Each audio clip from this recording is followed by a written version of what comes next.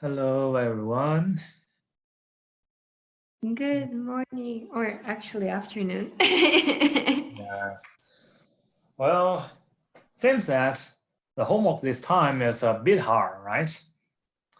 Uh, Oh my God, yes. Maybe it's not really hard. Maybe you just need more time on it. Well, unfortunately, this homework is kind of important in some sense. It's simply because this is the first time I would like to ask you to really use some analysis to solve some problems, the rigorous analysis. So to be honest, I think yes, it's better for you to do this kind of problems after you finish the 308. Uh, so yes, that's true, but you know, uh, well, we have schedule or course like this, so well, I don't have any. Well, nobody in our university has finished the 308, right? So which means if I would like to give you the PDE course, then you have to learn something by yourself very hardly. Uh, that is very sad, but well, hopefully this will make at least your 308 a pretty easy course for you. Okay. Because whatever it is, 308 is just the very, very basic of analysis, okay? But this PDE course is more advanced in analysis course. It's just like this is the second or maybe the third level of analysis course, and well, 308, the mathematical analysis is the first level, okay?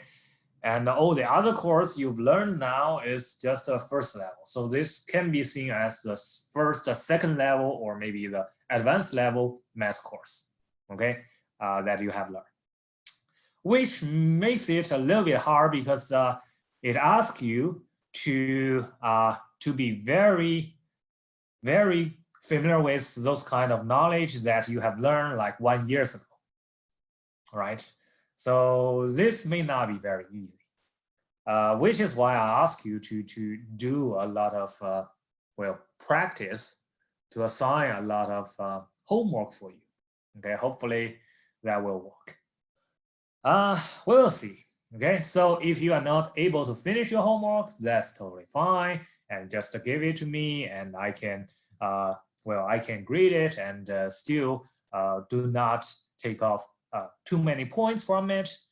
Yeah, because remember, you just want to learn something from this course, okay? So I will not take off a lot of points from your homework due to incompleteness.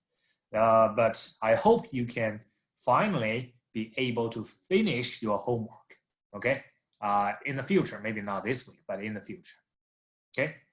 And again, well, the reason why this book, the Stan's book, is very good textbook.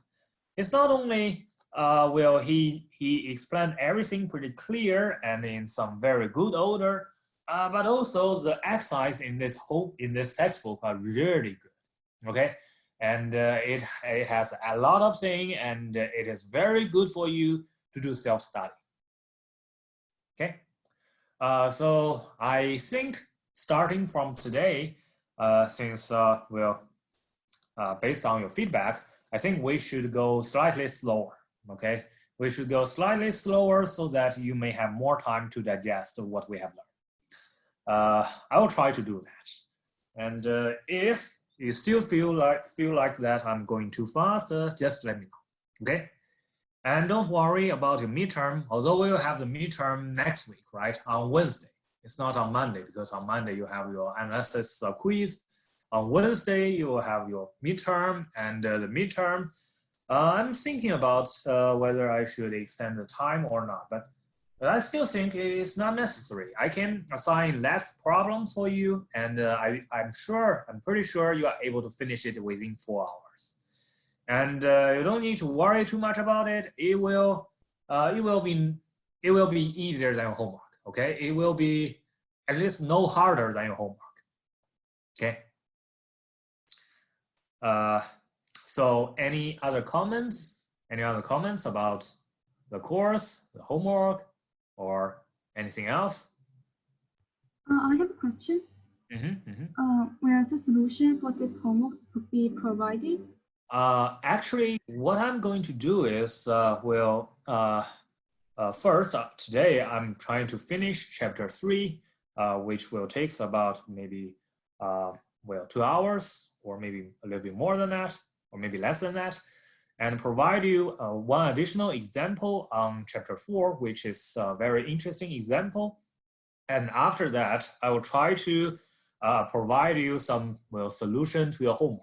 Okay, I'll try to go through some homework problems, and if I don't go through the problem you are confused about, then just let me know. I can also go through that problem.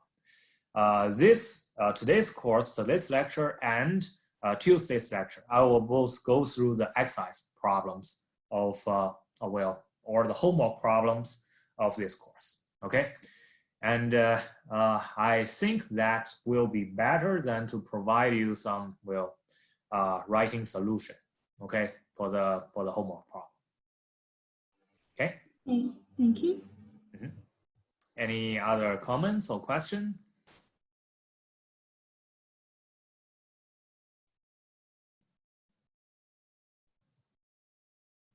No. Okay. So let's first try to finish what we discussed on Tuesday, okay? On Tuesday, what we're trying to discuss is we try to see the Fourier series of a function as some kind of decomposition of a function, which is more or less like, you try to write a vector of a vector space like A1, A2, A3 as a vector, right? You write it as the linear combination of, the basis of your vector space.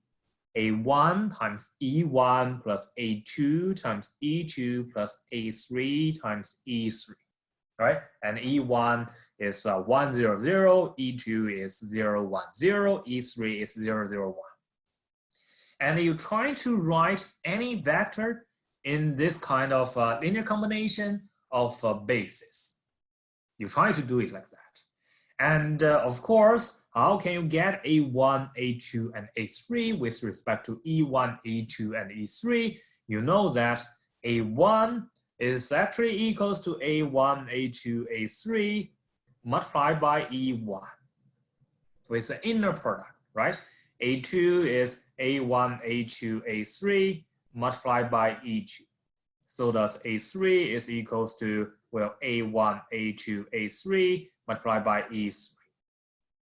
Okay? And that means as long as I gave you a family of also normal basis of your vector space, which means they are orthogonal to each other and with the norm of each of them are just 1, okay? And as long as I can give this kind of family of bases, then you will always be able to write a vector in terms of these 3 bases, these 3 vectors or these bases. Okay, this is something you've learned in linear algebra, which is which seems to be trivial in linear algebra, because in linear algebra everything is just in Rn, no more than that, right? Because you only study finitely dimensional space. It's not infinite dimensional. But now what we're trying to do is, right now we're trying to write a function in terms of some other kind of functions as a linear combination of other functions, a family of functions. But now you can see that, of course, the family, the function space, if you try to see it as a vector space, that's totally fine, because you know that a linear combination of 2 functions are still functions. But the problem is, then this vector space, if you try to understand it in the sense of vector space, is not a finite dimensional, because you know that you may have infinite many functions that are linear independent. right? You may have sine nx, they are always linear independent, right? Those kind of functions. So right now, what we're trying to do is, we're still trying to see it as a vector space, a function space as a vector space. But now, we somehow try to find some other kind of basis. Not some basis like this. You can always do a linear combination to represent any vectors. We try to introduce some kind of basis such that this kind of basis, after you do the linear combination, it can, well, not really equals to this function, but can be a series that approximates this function. And a candidate for this kind of, well, basis, not really basis, but for this kind of basis is so-called the, well, En theta. This family, which is or e to the in theta, right? Which means we try to see this kind of thing as kind of basis. I use this quote sign for this basis because this is not really like this kind of basis. But linear combination will always mean that you can use a finite many terms to represent this element. But this kind of basis, if you try to do the linear combination, you have infinite many terms. Okay. Well, in functional analysis, this kind of basis, it has another name. This kind of basis, which means any functions or any vector can be represented by finite many of them. That's linear combination, is so-called the Hamilton basis. Which means any vector can be represented by the finite many of the elements of linear combinations of this basis. Okay, but this kind of basis, any functions can be represented as some kind of limit or infinite many terms as linear combinations. Then this kind of basis, I think it has a name so-called shorter basis. I forgot how to spell it, but if you search the Hamilton basis, you can find the name of this kind of basis. What I want to say is this is not really a kind of a normal basis because this can be seen as a linear combination but with infinite many terms.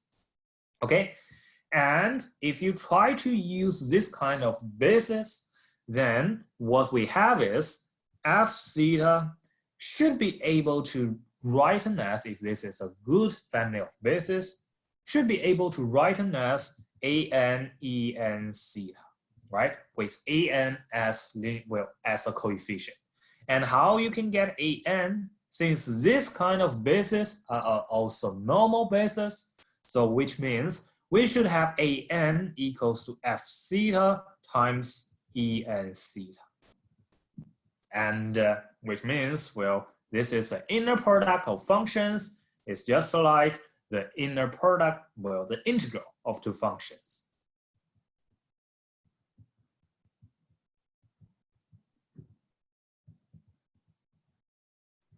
Okay, and this is the inner product in the function space.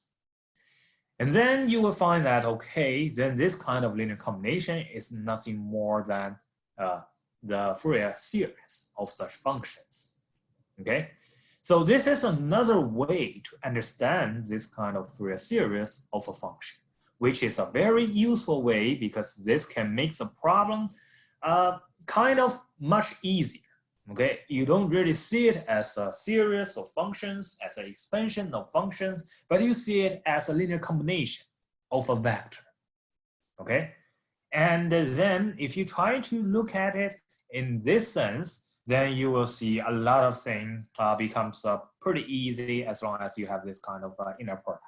Okay, whatever you have, well, for instance, you have this kind of functions and you want to for instance, find an, then what you're trying to do is you're trying to multiply both sides by en, and then you find, okay, an is just the f theta times en, which is why we try to calculate the Fourier coefficient at the very beginning of this semester, right? We try to calculate the Fourier coefficient by this way. is simply because this is an inner product. Okay, this is the inner product, and then we can get this kind of coefficient by this inner product.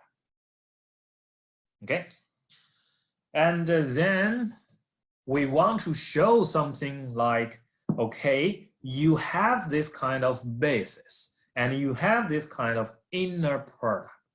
This inner product will induce a so-called a norm. Okay,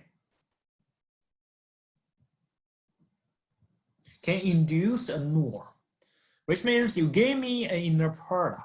I can tell you, okay, based on this inner product, I can define a norm on your function, on your vector space. Okay, and of course, if you gave me a norm on this vector space or any space, what I can do is I can do even further to define a metric on this space. Okay, what's the meaning of a metric? Well, this is not something very important at this moment, but this would be very important if you try to learn topology and if you try to learn functional analysis and so on. Okay, so the norm means the length of a vector. Okay, the metric means the distance between two vectors. Okay, for instance, I have a norm of a vector. Then, of course, I can define the distance between this vector and that vector to be the norm of the subtraction of these two vectors. Okay, and well, then as long as you have this kind of distance of vectors, you can do calculus basically, right? Because for calculus, what do you need? What you need is just the distance on, or the distance or the difference on R or Rn, right? As long as you have the distance, the well-defined distance on Rn or R, then you can do calculus. For instance, how you can do the derivative is just, well, 2 fx minus fy divided by x minus y, right? And of course, for this kind of thing, it just means that the difference between fx and fy and divide by the difference or the distance between x and y. And the ratio, it means something, right? And whatever it is just what you need on this definition is just the metric on your space. Okay? So as long as you have this kind of idea, we can define on this metric, what is, for instance, one function can approximate another function, right? Say fn can approximate g, that simply means the distance between these two functions or this family of functions and g goes to 0. This means fn goes to g on this norm. Okay, so here we define some kind of basis, and then we want to say that, okay, your f theta can be written as this kind of linear combination of your family of basis of this family of basis or also normal basis. Then what we want to do or what we want to show is, well, not really, because this is the infinite many terms, so we cannot really say these two guys are equal. But what we do want to say is this kind of, for instance, n is less or equal than n. This kind of series, this kind of, family of functions can approximate your functions in this norm as n goes to infinity.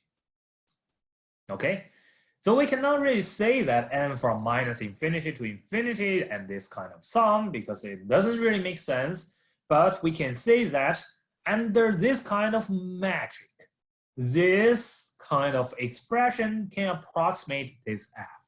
That's also enough, right? So right now, what we're trying to show is this kind of approximation instead of pointwise convergent or uniform convergent. Okay, so this is basically the structure of what we're trying to learn. We're trying to treat our function space as a vector space.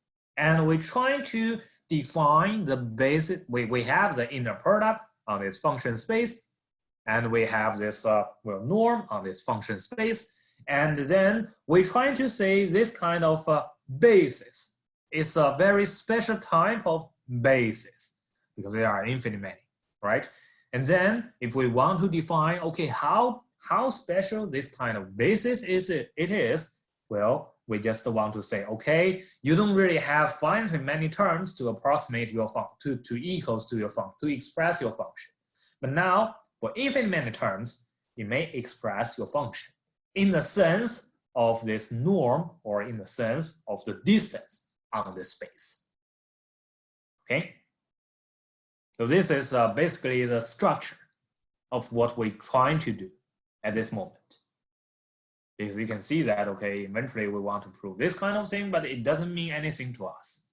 At least it's far away from what we could understand, right? It just says that, okay, under this kind of integration, it tends to 0. But it doesn't mean that, well, pointwisely, this tends to this. Or uniformly, this tends to this. It doesn't say that, right? It just says that, well, if you take it on average, then it tends to that. It tends to 0. Wait, sorry, can you explain about the average again? Yeah, of course. So basically, we have a vector space. Okay? For instance, we have the vector space as Rn.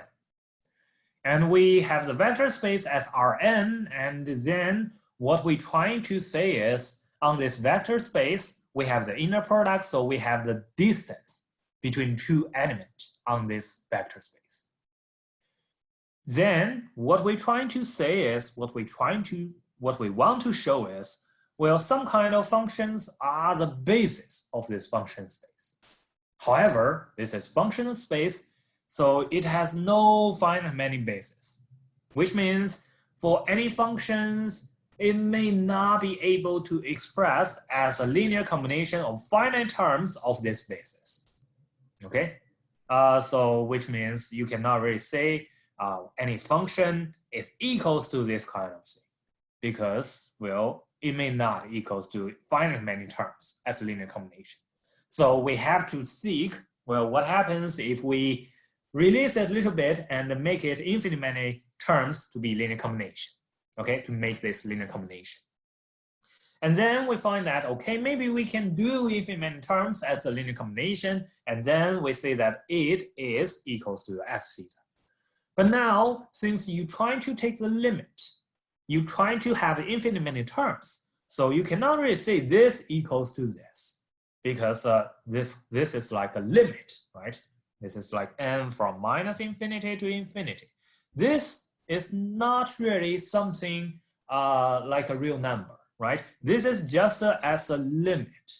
So as a limit, you cannot really say this is equals to this, because this guy, it is a process, it is a limit, right? So what we're trying to say this equals to this is only, it can only be when you take the limit, then the distance between this function and this function tends to 0. Okay, this is what you're trying to say. But now the distance on your vector space is, it may be the same as the Rn, right?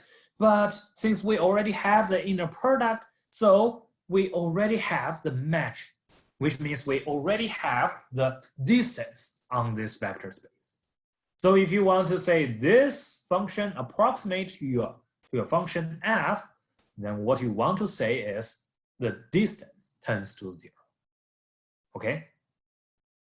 So which makes it slightly harder for us to study, because it is not really something we have learned before.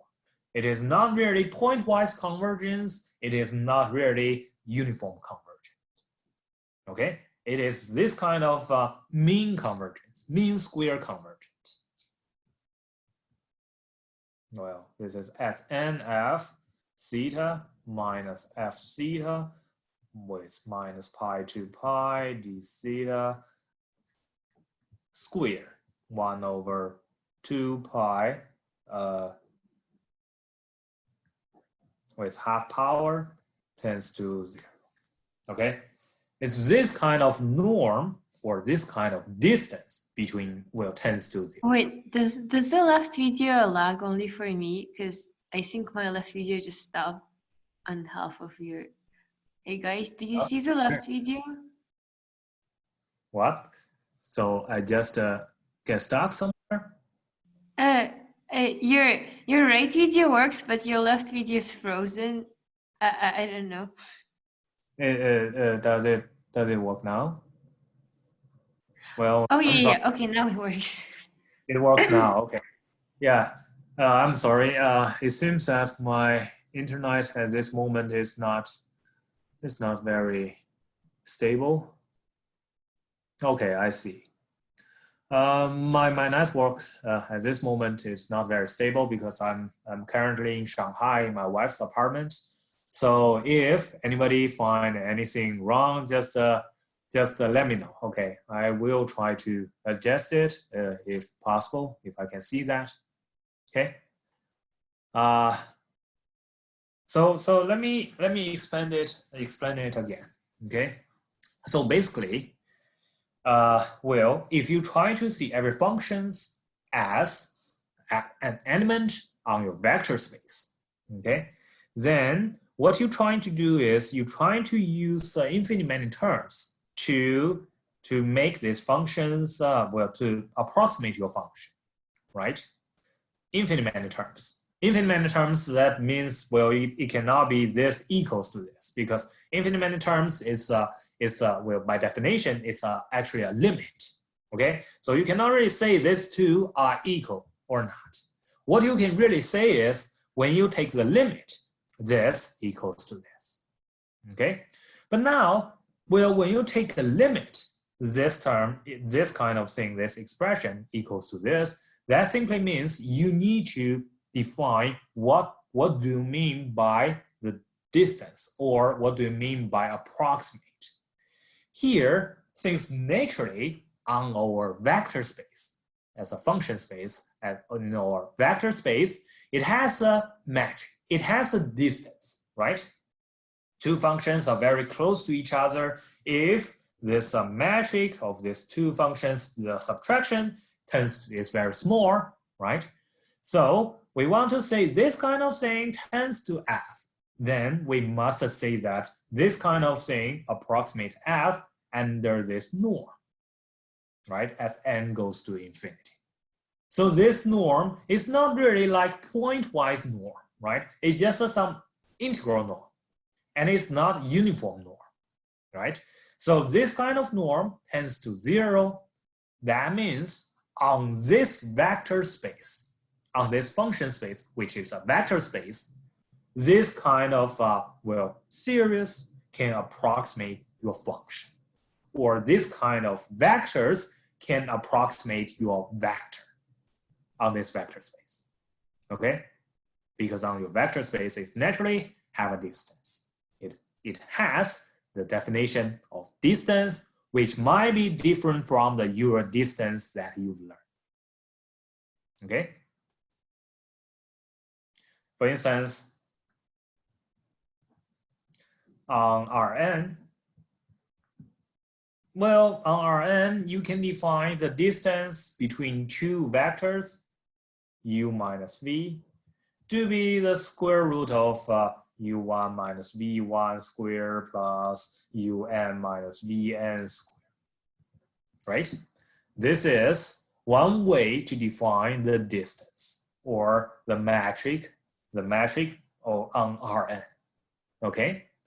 But you can also define some other way, right? U minus v on another distance, another kind of norm, to be, well, the maximum of u1 minus v1 and well, ui minus vi, I from 1 to n.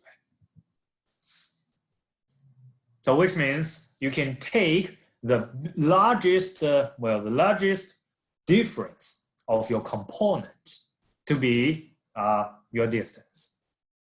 Okay.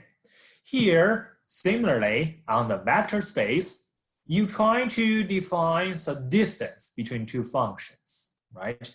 So you can define anything like the supremum of the difference of these two functions, but you can also define, induced by our inner product, this kind of metric, this kind of difference. And as long as this kind of difference tends to 0, we can see that under this norm or under this distance, your expression f is equals to this kind of expression.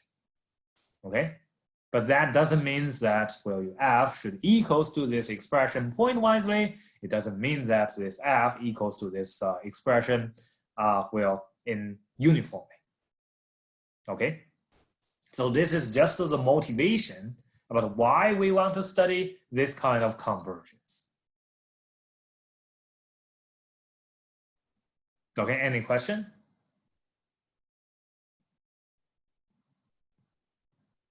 Any question?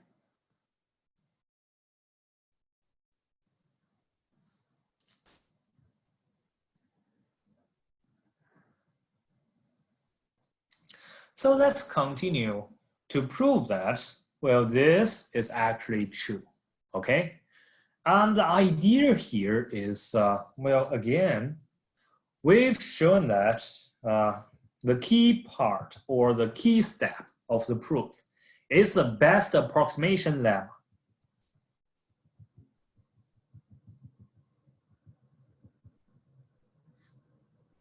Which says that, well, if you try to use the Fourier or the partial sum of your Fourier series of function to approximate your function,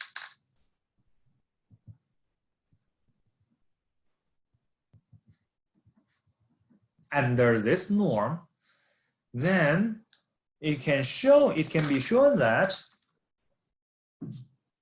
it's actually less or equal to, well, f minus something, some other kind of linear combination.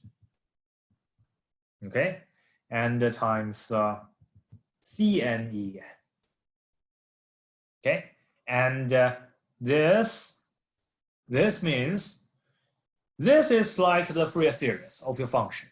The first capital N, well, 2 capital N plus 1 terms of your Fourier coefficient of the Fourier series of your function. But this one means some other kind of linear combination of En of your basis, okay?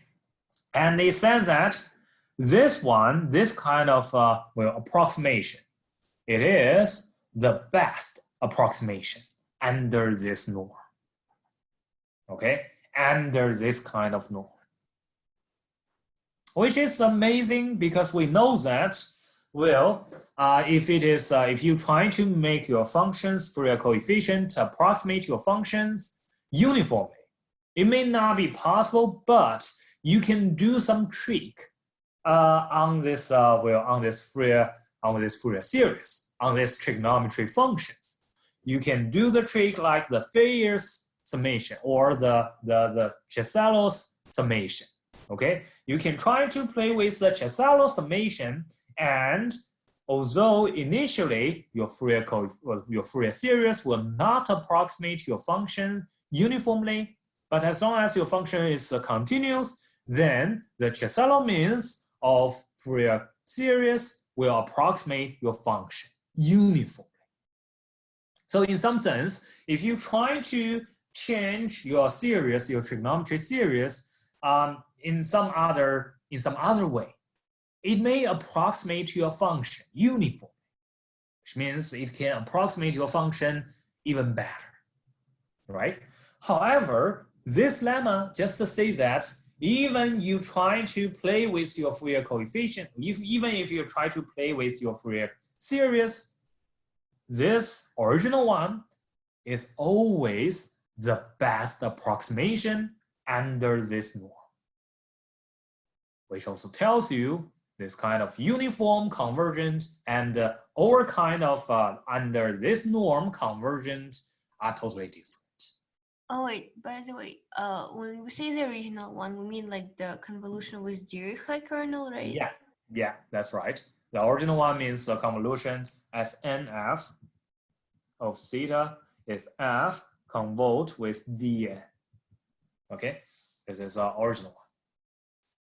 This is not a good kernel, right? So which means we cannot expect this kind of thing approximate to your function even your function is continuous.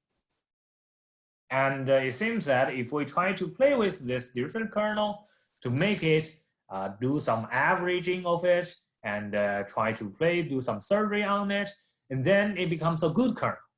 So it can uniformly approximate to a function.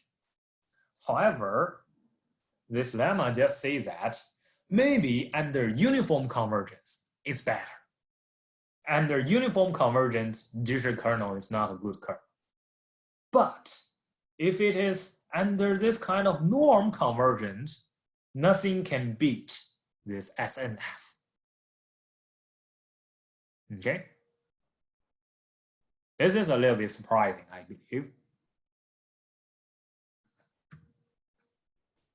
Okay, any question? So as will we prove that? We will prove that in a minute.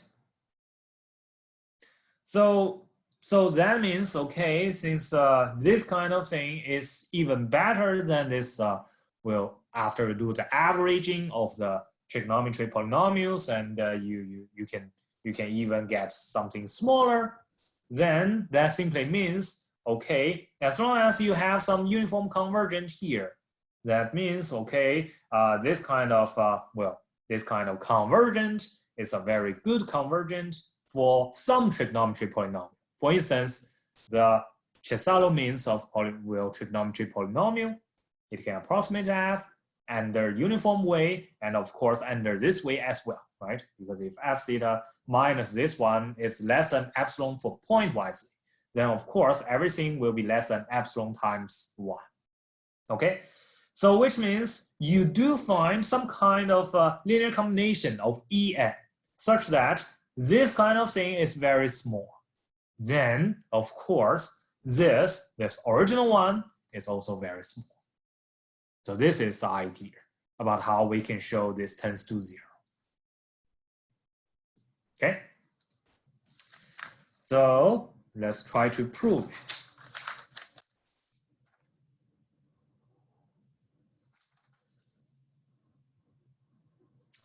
Why this is why this SNF minus F is the best approximation? Why is that? Well, let's try to treat this kind of problems like this. You have this F subtract and it's less or equal than N CNE. Then we can always write it as F minus SNF plus some BNE, where BN is just a CN subtract AN, okay? And this is for sure, right? We just take out something from CN and something left here. So what does that mean? If you try to treat it in geometry, if you try to draw the graph on the geometry, because here we try to treat everything just as a vector space, right? So suppose this is your vector F, okay? And this plan is just the space spanned by E1, E minus N, E minus N minus 1, and so on, E1 and until En, okay? E0 and until En. This is a space that expands by En, where n from minus n to n, by this set of, well, orthonormal set. Okay? And then you will see that what is SNF? What is SNF? Are you able to write it or somehow draw it on this graph based on your linear algebra knowledge or something on this vector calculus or 201 multivariable calculus? Any idea about what's the geometric meaning of this term? Any idea? Oh, is it like a projection on the plane? Exactly, exactly. You see, this SNF, it formed by those kind of F multiplied by En and times En, right? So this SNF is nothing but the projection of F on this plane, on this space, okay? And this is the projection. So we see that this line is nothing but F minus SNF, right? Now you see, I hope you can see that why this kind of thing is the minimum among this kind of, among this kind of thing, among this F minus the summation Cn E. Why this is the smallest one. Can you see that from geometry? Any idea? Sorry, can you repeat why? What is the smallest one? This F minus Sn is the smallest one among F minus the summation of Cn E. Ah, okay, yeah. Why is that? We did that in linear algebra, but I don't remember. Well, you can try.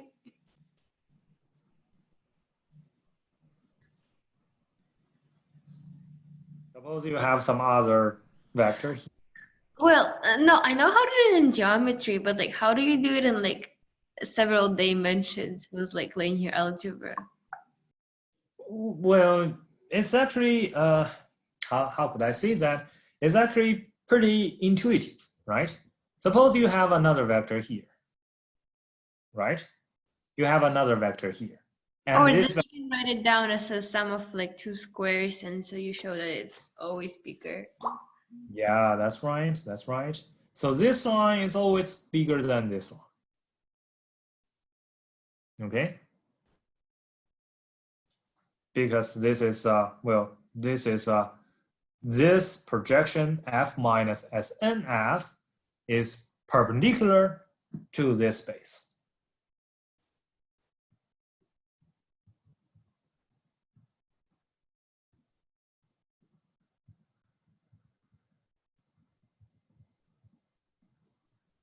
Okay, so that means, well, if you have some other F minus summation of Cn En, and well, you try to compare this line and this line, which line is is smaller, then you can show that as F minus Sn of F, well, you can see this line plus this line is equals to this line, or this square plus this square is equals to this square, okay?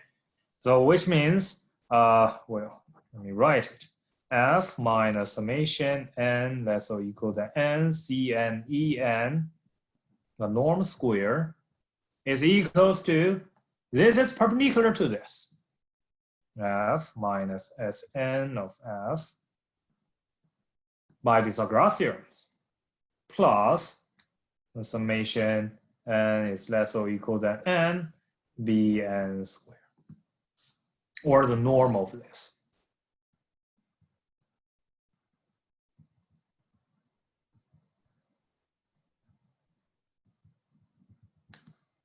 right? This is nothing but Pythagoras theorem, although I didn't write it very clear. But you can see that this is just a Pythagoras theorem, right? Because this kind of thing, this part is perpendicular to this part. So the norm of this is equals to this plus this. So that means, well, f minus Sn of f is less or equal than f minus Cne. So everything here is just a linear algebra and the geometry, right? Just the intuition. Okay. Any question? Any question?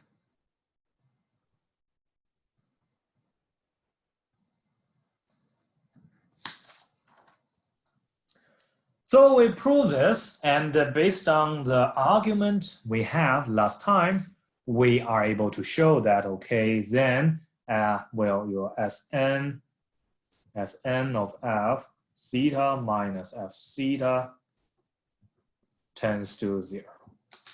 Because the right-hand side, you can choose it very carefully so that, well, if f is continuous, it can approximate by this trigonometry polynomial. Because it can approximate by this, well, f convolute with Fourier kernel, right? And f convolute with Fourier kernel is a trigonometry polynomial. So this term could tend to 0 uniformly. So of course, under this norm, under this integration, it will tend to 0. And if f is not continuous, then f can be approximated by a continuous function. And this continuous function that approximate f can be approximated by this kind of trigonometry polynomial. So f can still be approximated by trigonometry polynomial, even f is not continuous. Right? So which means this term will always tend to 0 as n goes to infinity. Okay?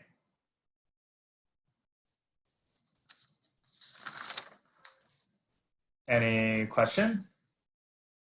This is something I think I just finished last time. But if you want to make it clear, I suggest you to try to write everything based on epsilon delta language, so that it will make it makes you a little bit better to understand this epsilon delta language, because this is something I think you may not have a lot of practice. Okay. Now basically the idea is, any function, if it is not continuous, it can be approximated by a continuous function, right? And for this continuous function, it can approximate by this some kind of trigonometry polynomial, right? This is nothing but a trigonometry polynomial. So which means f can be approximated by this trigonometry polynomial, because this term tends to 0, which means this term can be less than epsilon. And this term tends to 0, which means if you take n is big enough, it's less than epsilon in whatever means. This is a uniform, this is an integral means, this is the uniform means. Okay, so that means f can be approximated by this fn convolved with g, which is a polynomial, is a trigonometry polynomial. It's still less than some constant times epsilon, which means it tends to 0 as n big enough. But it is greater or equal than Sn of f minus f theta. So we know that as n goes to infinity, if n is big enough, this kind of thing can less than some constant times epsilon, which is arbitrarily small.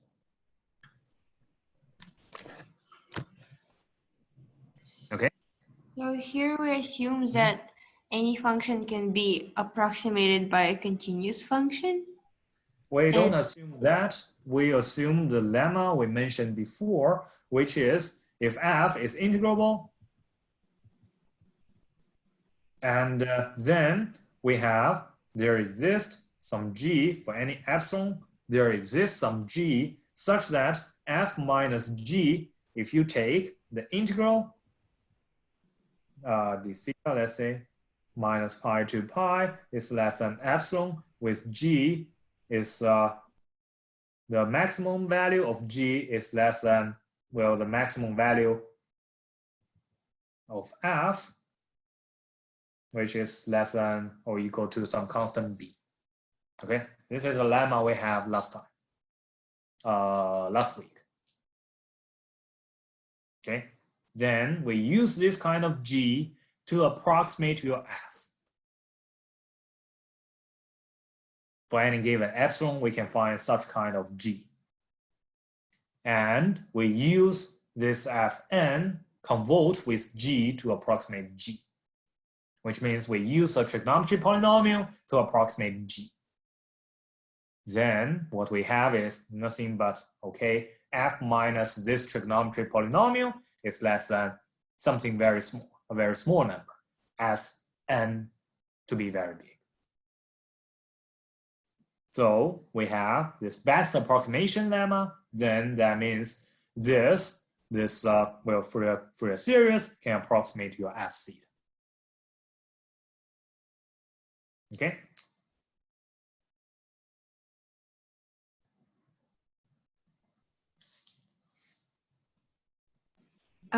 wait, just a little second.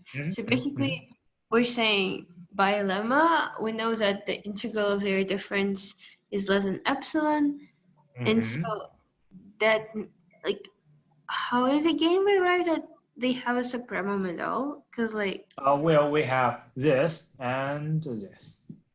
Because f is integrable, right? And F because is integrable, then we claim that for any epsilon there exists a g.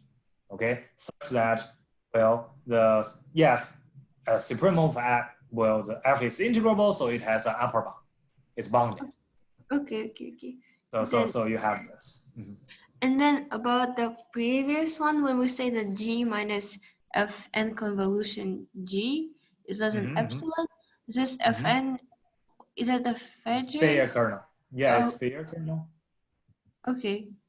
Oh yeah, and we did prove that it goes to, okay, I see. Yeah, we did prove that g is continuous, so this can approximate this g uniformly.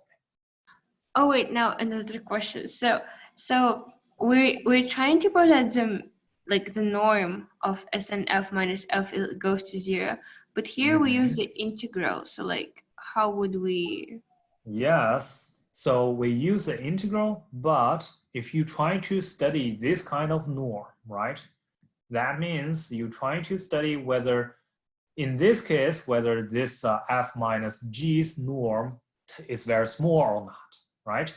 So which means you want to see what happens if you have this instead of this integral, right? Then this is less or equal than the, well, f minus g d theta.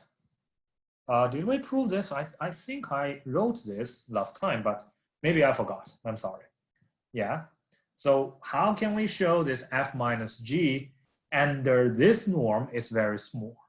Well, it's less or equal than this kind of thing. Of course, we didn't change anything, but we can take out one f minus g with the maximum value, right? The maximum value of f minus g times minus pi to pi f minus g d theta.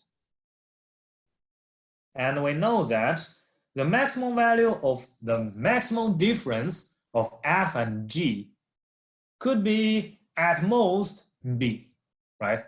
Or 2b. When f equals to b and g equals to minus b, that's the maximum difference between f and g, right? So it's less or equal than 2b times minus pi to pi f minus g theta. And suppose you know f minus g, you take the integral is less than epsilon, then this could be arbitrarily small.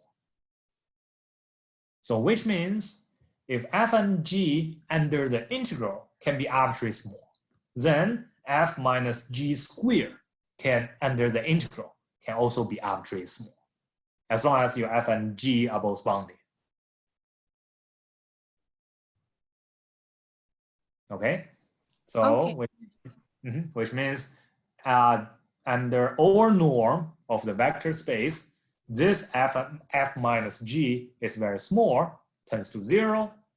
Whatever epsilon you give me, I can ask it to be less than epsilon.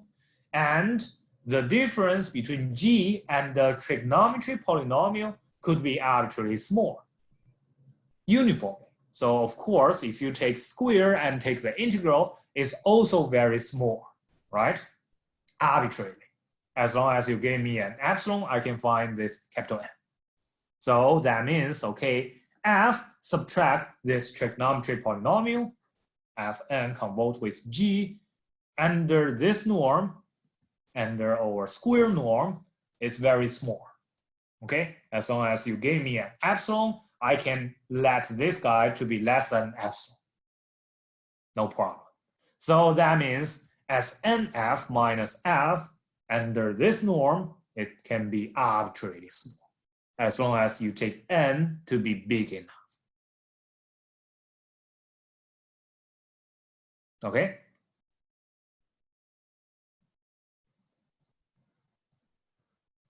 So is that okay?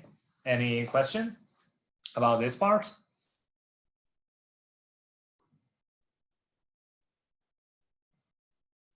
Any question? So of course, well, the way I try to state it is not so clear, because I just say that you can choose some epsilon, and then we can choose some g, and then we can choose some n such that is less than epsilon. This is not really rigorous analysis language, right? This is different from the epsilon delta language that you have learned. So I would like to ask you to write it in the sense of epsilon delta language. For instance, well, since this approximates this uniformly, so that means given epsilon, you can find some capital N0 such that when capital N is greater than N0, this is less than epsilon, and so on, right? And so that you can, for any epsilon you give me, I can find some N0 such that when N is greater than N0, SNF minus F with this norm is less than your epsilon you give. And this would be a very good practice for you to do some practice on this epsilon delta language or epsilon n language, okay? Which would be useful for you. But here, you can understand it intuitively, such that, well, if epsilon, if forever epsilon gave me, I can always make it less than epsilon. That's also okay. Okay, but if you try to write it down, you should be careful. You have to make it very rigorous. Okay, any question? Any question? No. Okay. Then, since we proved that under this norm or under this distance, we have as n of f minus f tends to 0 as n goes to infinity. We have some byproduct of this result. For instance, one of them is, you know that f theta can be written as f minus SNF plus SNF, right? And we know that SNF is just something, linear combination of all this En with n is less or equal than capital N. So if we take the norm both sides, we can use the Pythagoras theorems, which is also something we wrote down last time. You may forgot that.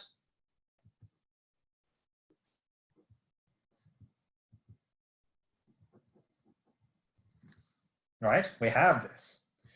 But we also have that, okay, this is still this one. And this one is nothing but an squared. N is less or equal than capital N, right? This, if you take the norm, it's just since En are orthogonal, they are orthogonal to each other, and they are normal vectors. So if you try to take the norm square, it's just everything left would be the coefficient. Okay, it's just an squared. So you can see that if we take n goes to infinity, the first term, as we proved, it disappeared. The only thing that left would be the second term, right? So what we have is f theta's norm square is equals to an's norm, and from minus infinity to infinity for free, right? This is an infinite dimensional version of a1, a2, a3. What is a norm of this vector? Well, of course, norm square. Of course, the norm square would be a1 square plus a2 square plus a3 square, right? Or if you have any vector, can be written as a1 e1 plus a2 e2 plus a3 e3. Then this vector's norm should equals to a1 square with square plus a2 square plus a3 square. So for infinite dimension, this is also true. This one, it has a name, and it's quite famous because sometimes it just appears, and you find that it's super useful. Okay, this is called the Parseval identities. The Parseval's identity. Sometimes you find this amazingly, it just appears and helps you to solve some very interesting identity, which is something I would like to ask you to do some as a homework this week. Okay, you will find that you can prove something that you never imagined you are able to prove. Okay, and another byproduct of this approximation lemma or approximation theorems is so-called Bessel's inequality. Let's say if you have En is any also normal family, which means En has norm 1 and they are orthogonal to each other. Okay? Well, we only say that it's family and not basis because we don't define what is basis on infinite dimensional vector space. Then what we have is if An is equals to F with inner product of Fn with En, then what we have is An squared, and from minus infinity to infinity is less or equal than the norm of F squared. Well, you may wonder, we already proved the Parseval inequality as a Parseval's identity. Then what does this mean? This is Bessel's inequality.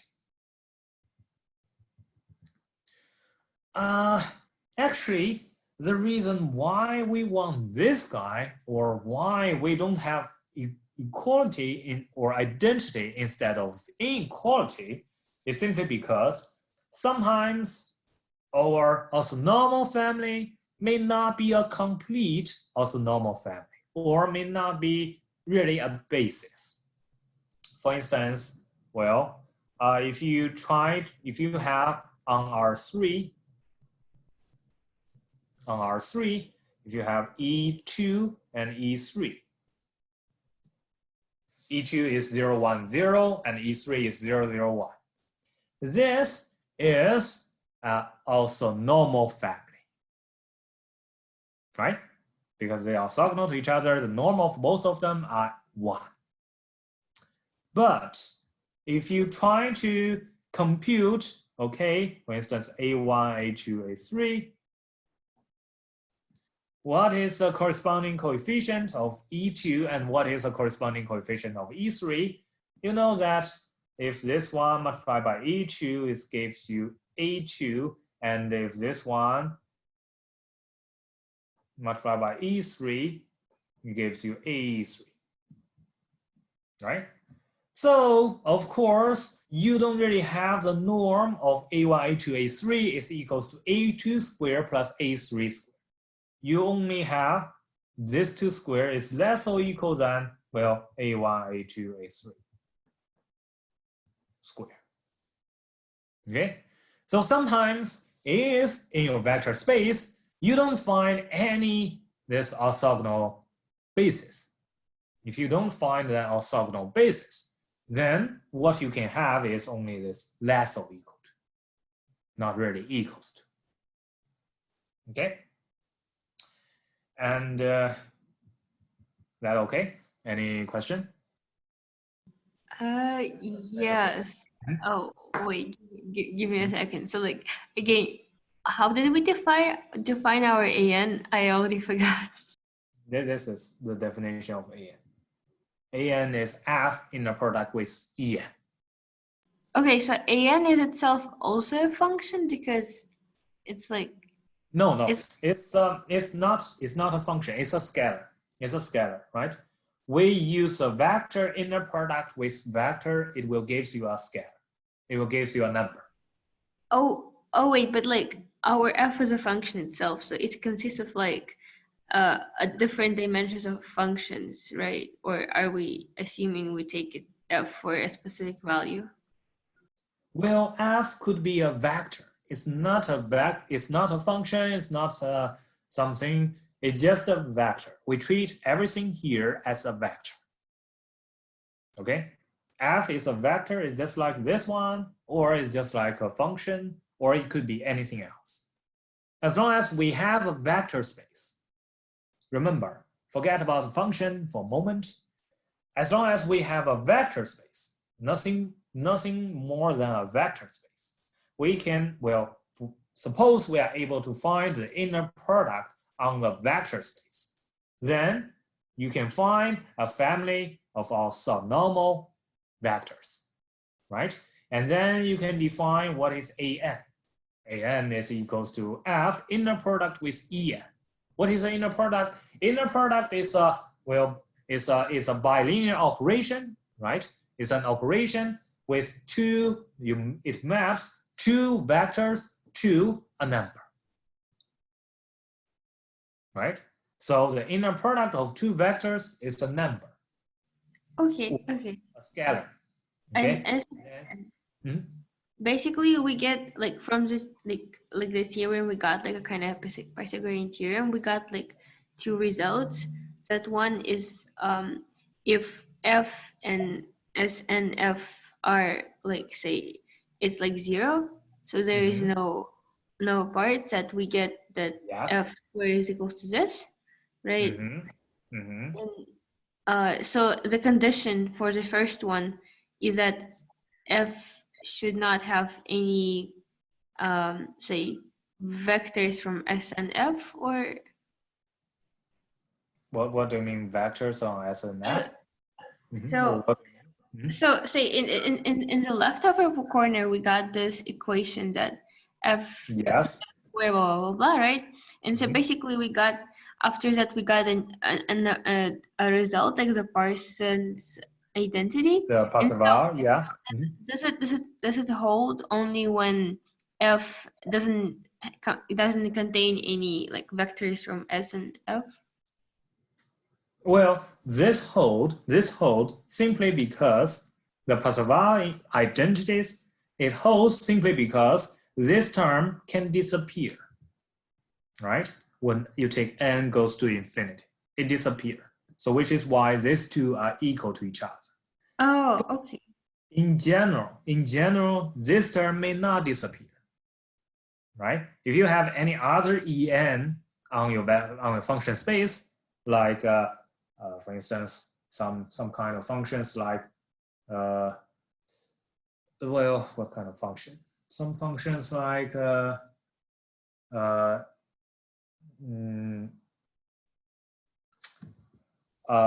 for instance, sine x, sine 2x, sine 3x. You only have 3. Okay, if you only have these 3 functions and other than that, just a 0, then this kind of thing will not tend to 0. It will still remain something as n goes to infinity. And in that case, your f's norm is greater than the summation of your coefficients, or coefficient square, right? So we have this identity. This identity, it holds for sure for anything. And if this term tends to 0, we have the Parseval's identity. If this term doesn't, then we may have this, we still have this Besel's inequality. Okay? Okay. And last remark about this result is, well, this actually gives us some kind of map from this L2z to the integrable function, right? So for any integrable function, you can try to take the Fourier transform or the Fourier series and find the Fourier coefficients, and then this Fourier coefficient forms a sequence on L2z. Remember, what is L2z? L2z is all the sequence such that little L2z is all the sequence such that the summation of the sequence of the square of each element it converge, right? So for any integrable function, we can find a corresponding L2z sequence. It is almost like a bijection. Well, it's almost like a bijection, although we only know that it's actually an injection, right? Then, unfortunately, it's not really a bijection. This space is actually complete. Well, this map, you map from this integrable function to this little L2 space, is actually so-called isometric, right? Which means the norm on this integrable function space is the same as the norm of the L2 space, little L2 space. However, this little L2 space is a complete space, complete vector space. It's a Hilbert space. But as we mentioned, this R is not a complete space, which means all this Cauchy sequence of this space will converge to some element on this space. But some Cauchy sequence on this space, some Cauchy sequence, some kind of sequence of functions may not converge to an integrable function, right? So that means this space may have more elements than this integrable function, which means you may have some kind of integrable functions and you take the Fourier coefficient, and then the Fourier coefficient may converge. But those functions may converge to some functions that are not integrable, which means there might be some kind of, some kind of sequence on this L2z such that this sequence will not corresponding to any integrable function. Or you cannot find an integrable function such that the Fourier coefficients are this an. Okay? This will be another homework problem. Oh wait, by the way, can you remind like the strict definition of L2Z, because I don't remember the the definition of the L2Z is all the sequence say Bn in L2Z simply means, well, bn square, you take the summation, and from minus infinity to infinity is less than f, it's less than, well, infinity. Okay, this is little L2.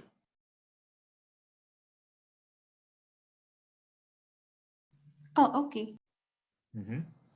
So there will be a problem on your homework to ask you to prove that I gave you some AN, which is something, well, in your textbook, he gives you.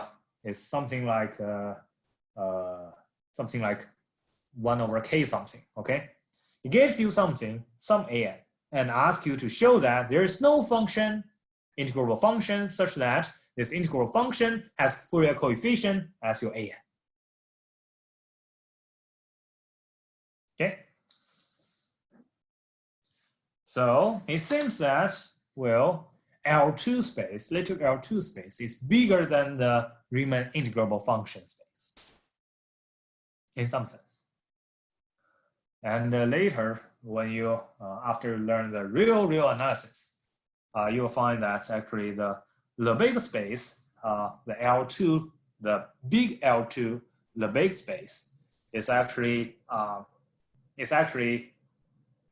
isomorphic, or maybe I should say, it's actually in some sense has a bijection to little L2 space, which is a very essential difference between Lebesgue integral and Riemann integral.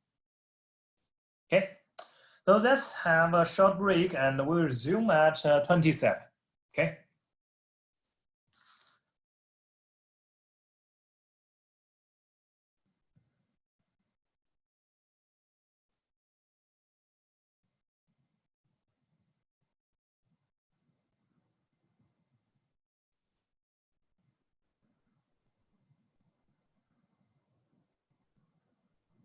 Okay.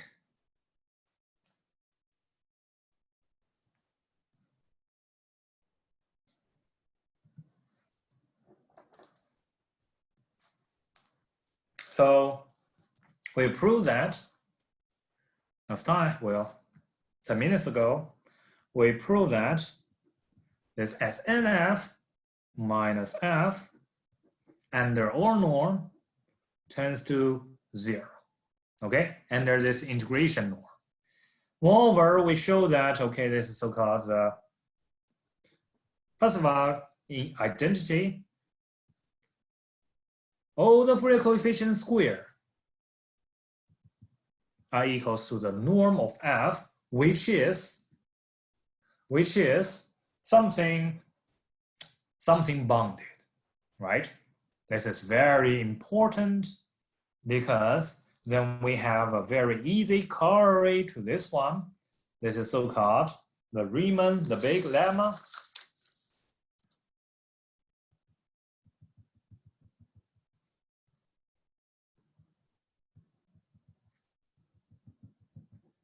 It's a very famous lemma, which said that if F is integrable, okay, then the Fourier coefficient of F tends to 0 as n goes to infinity. Well, why is that? Why we have this Riemann-Lebesgue lemma for F?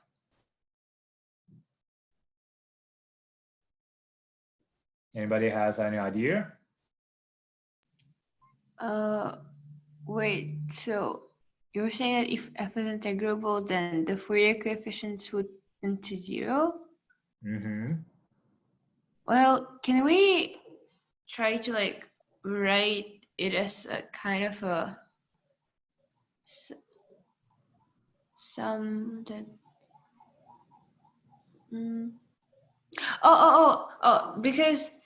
because we know that like it's an approximation to f, and so when we get closer and closer to f, and the closer to f it gets, like the smaller should be the last terms of the tail, right? So those coefficients tend to 0? Yes, you are basically correct. Well, this is a very usual way to prove some sequence goes to 0. Okay, for instance, if you have a convergent sequence, then, for instance, this if you know that f hat n squared and from minus infinity to infinity is equals to some constant c. Okay, here it equals to this kind. Then we must have the tail of this sequence must tends to 0.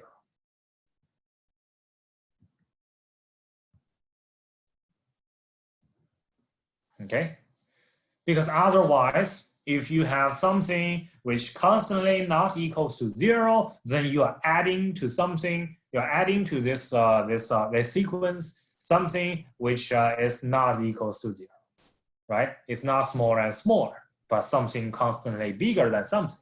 Then it will not converge. Okay. If you haven't proved this kind of proposition before, then I would suggest you to prove it by yourself. Okay.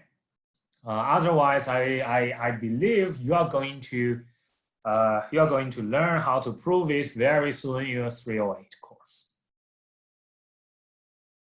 Okay. So this is so-called the Riemann-Lebesgue lemma, and this lemma is not so trivial because it's not very hard to see this kind of integral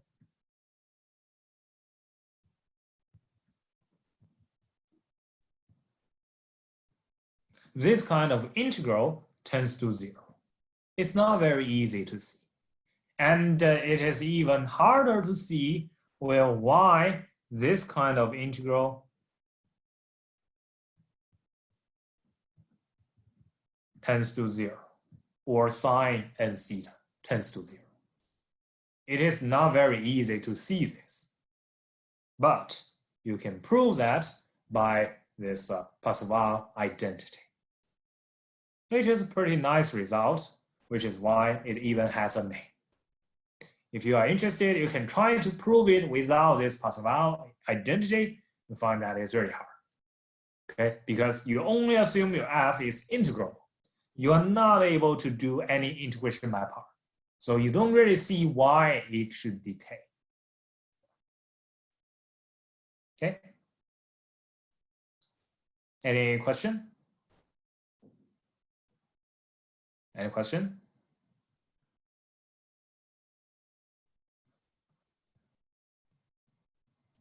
And another corollary or proposition we have is, well, suppose you have two functions. One is, well, two integrable functions, f and g. F has coefficient, has Fourier series, an e to the in theta, g has bn e to the in theta. Okay, then what we have is, if you try to take the inner product of f and g, can you guess what you should have?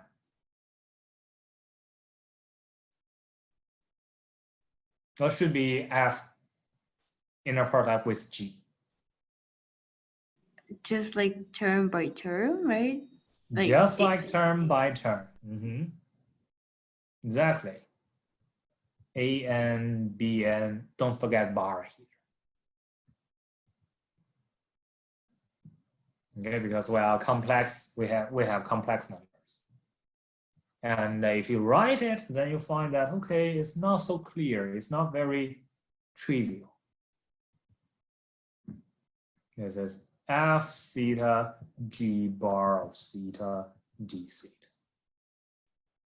Okay, and the proof of this is not so hard.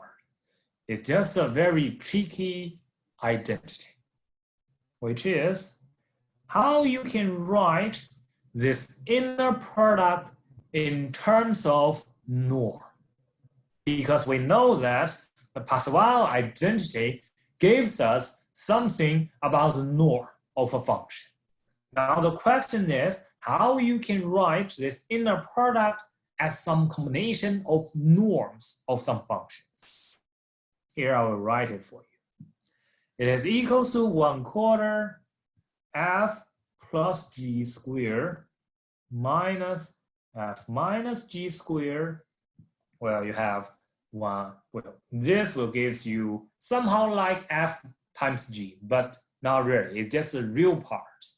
And you still need the imaginary part, which is I times f plus ig's norm square minus f minus ig norm square.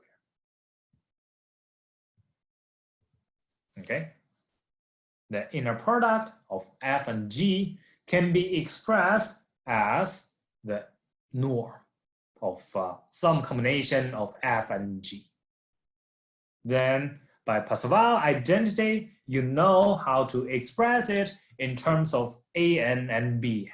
And so does this one, so does this one, so does this one. And you do the algebra, you find that it's exactly equals to this. Okay? Any question? Any question?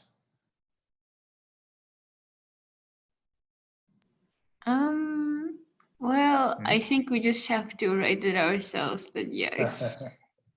Yeah, it's not so easy to see this, but if I wrote it like this, you'll find that, okay, what's the difference between these two? It should be f times g, well, f in the product with g, I think is, well, this is what? This is f in the product with g and minus f g in the product with f, and so that will give you the real part of f times g. Then this part will give you I times the imaginary part of f and g, f in the product with g, and times I will give you, oh well, I think maybe minus, then minus, this will give you minus I times the imaginary part of f and g, and yes, and times I will give you the imaginary part of f and g times I. Well, where is I? Oh yeah, the I just disappeared, I think. But anyway, yeah, you can do the algebra by yourself. You just try to do the algebra involving complex number.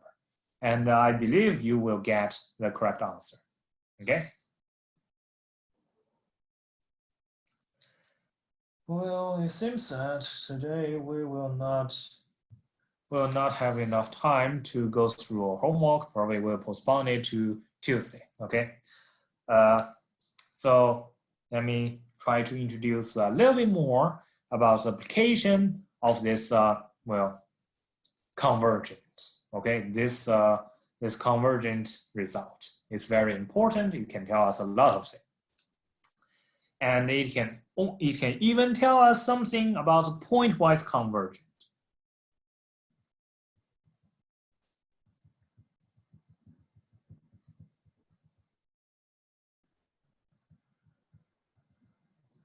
Okay, which is a local result. You can see that why we call this kind of result a local result, a pointwise convergence, to be a local result. It's simply because this kind of convergence is a real global result, because it depends on all the value of f. Okay, it depends on every value, and you take the sum. So it can be seen as a global thing, but this one is a local thing. Okay, pointwisely means local. So the theorem states like, well, suppose you have a function which is integrable,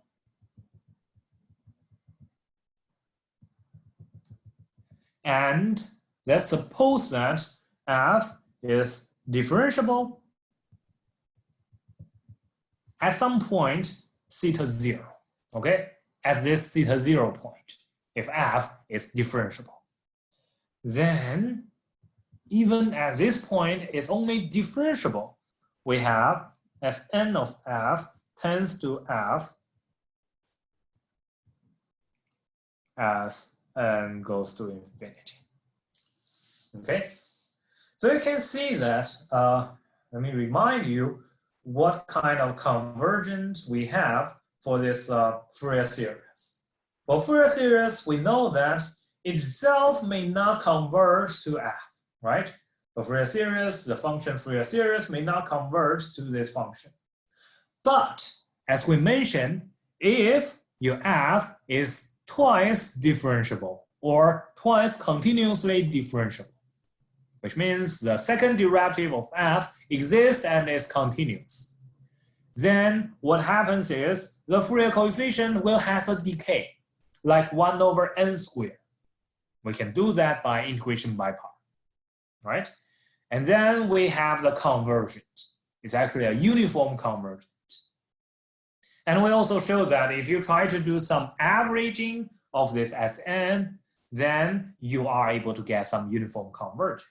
And we also show that, okay, if you don't care about the pointwise convergence, if you only care about this global property, it will converge under the norm like well, integral of f squared. Okay, but here it's a better result. It says that, well, f need not to be something twice continuously differentiable. If it is just a differentiable, we have the convergent. Okay, we have the convergent at this differentiable point. Okay, so this is a stronger result than before. Any question?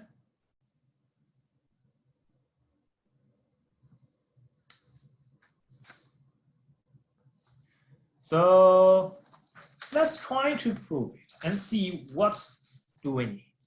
Okay, so we want to show that this Sn of f at theta 0 minus f theta 0 tends to 0, right?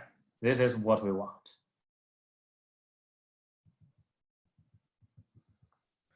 So let's write it, okay? Then what it is? Well, this is just the integral from minus pi to pi, 1 over 2 pi, and you have, well, dn, right?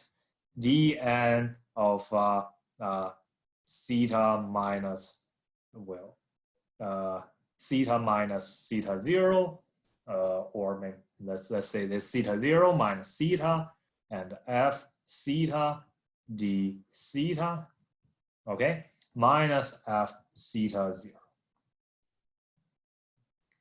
And we can use the same trick as before, right? Since this dn, if you take the total integral, it becomes 1.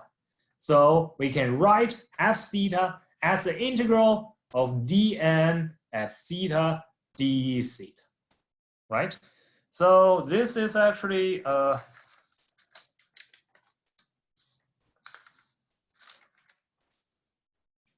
let's try to write it in some another form.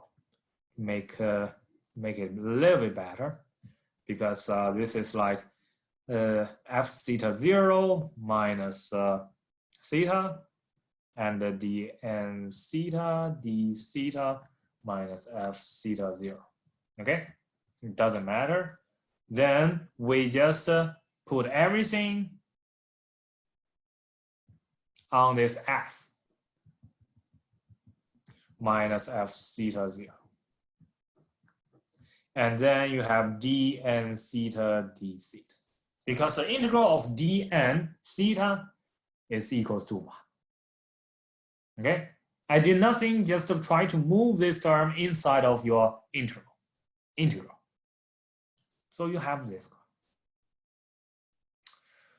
guy. This guy, well, this guy, can we use some kind of condition we have? What kind of condition we have? We have the condition that f is differentiable at theta 0, right? So if f is differentiable, then that means, okay, this kind of thing, f theta 0 minus theta minus f theta 0, it should somehow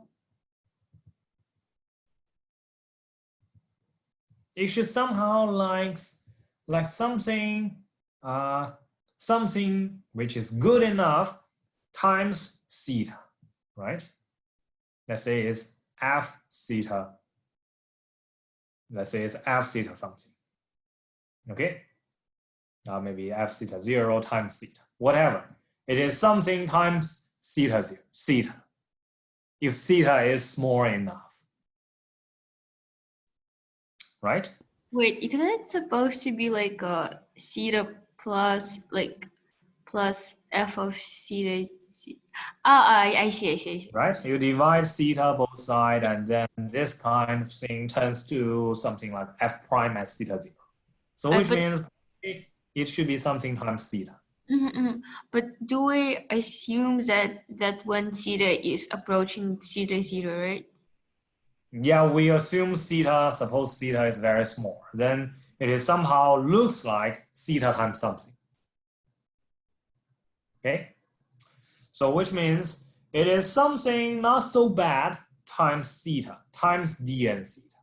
So somehow it can be written as minus pi to pi, some theta times dn theta times something, whatever. Well, we don't really know what this is, right? We don't really know what it is. Let's say it's f d theta. Okay? And then, okay, what do we have here? Well, what we have here should be something like, we don't know, this term we don't know, we assume it's very good, times theta. What is dn theta? Dn theta is sine n plus 1/2 theta, right? Divide by sine theta, well, with 1/2. Right? This kind of function. I hope you still remember what is dn, what is Distribution kernel, okay? And you can see that we know that we assume theta is very small, right? So when theta is very small, theta over sine 1/2 theta, it should tends to 2, right? So which means the singularity, well, you can see that the reason why this guy is so bad is simply because it has a singularity on the denominator, which is why we cannot really take the integral. But here, if you have a theta here, then you can somehow cancel the singularity on your denominator, right? Which makes it a very nice integration. Some f theta over sine 1/2 theta. At least we know that this part is integrable. It's actually even continuous. It's actually even better. Okay? Times sine n plus 1/2 theta d theta. Okay? I did nothing, just trying to make some intuitive argument. But now, let's see. This part is what? This part is something we don't really know. Probably is something good because we know that this shouldn't be bad, right? This kind of thing shouldn't be so bad because you definitely could take out some theta. Times something which is also very good. It's continuous, right? It's not so bad at least. Times this kind of sine n plus 1/2 theta d theta. Well, sine n plus 1/2.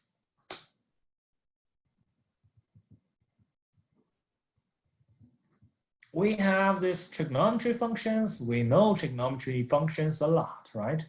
This equals to sine n theta cosine 1/2 theta plus sine 1/2 theta cosine n theta. Okay, you can see this is something smooth. This is also something smooth. So the major part for this term should be sine n theta cosine n theta. Right?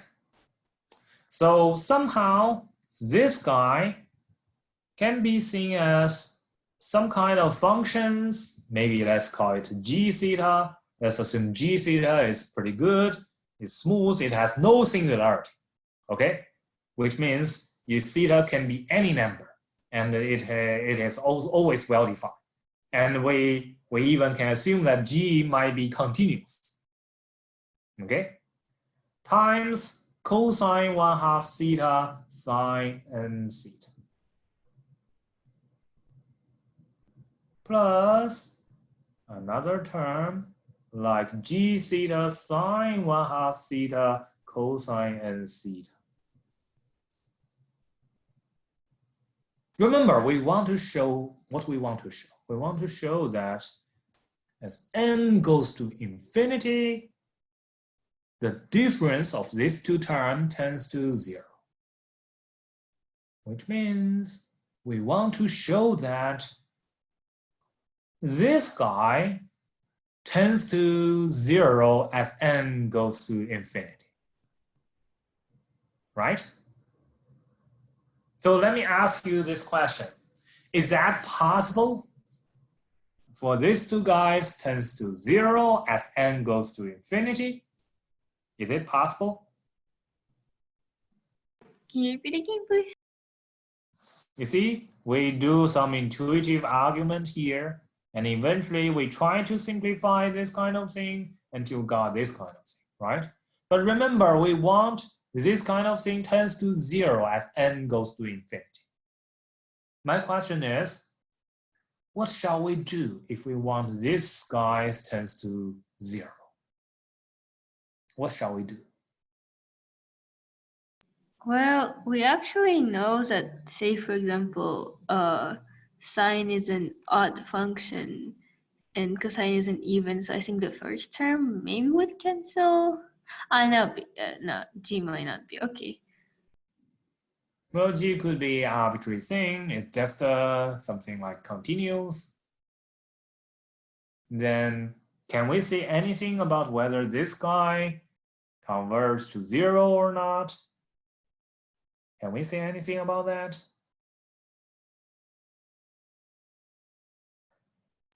Well, we assume that theta is very small. Maybe we can use that. I don't know. Well, when theta is very small, then seems to be not so clear. Again, not so clear, right?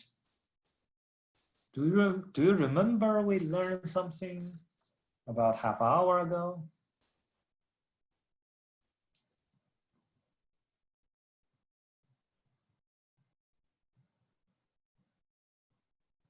What does this Riemann-Lebesgue lemma tell us?